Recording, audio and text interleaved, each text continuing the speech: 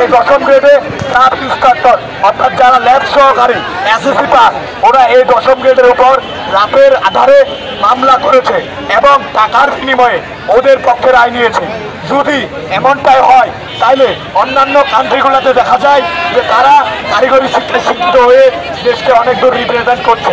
আমরা যদি আমাদের সম্মানিত না পাই তাইলে এই ডিপ্লোমাতে কেউ পড়ার আগ্রহী থাকবে না। এই পলিটেকনিক ইনস্টিটিউটগুলো অস্থিরের বন্ধ হয়ে যাবে।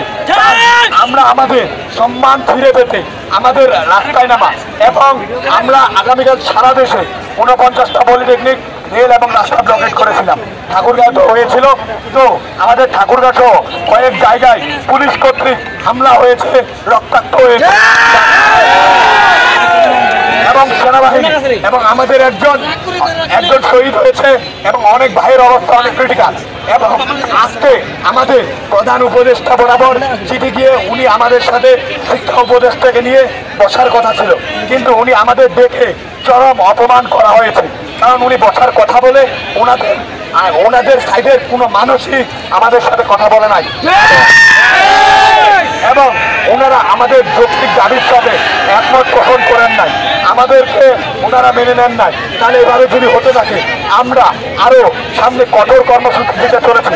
এই এলাকাতে আমরা জানিয়ে দিতে চাই আমরা আমাদের অধিকার আদায়ের জন্য, আমরা এই দেশকে রিপ্রেজেন্ট করার জন্য, আমরা বাংলাদেশের কারিগরি খাতকে উপরে নিয়ে যাওয়ার জন্য আজকে মাঠে নেমেছি। আপনারা সবাই আমাদের পক্ষে থাকবেন এটাই আমরা আশা করি। আসসালামু আলাইকুম।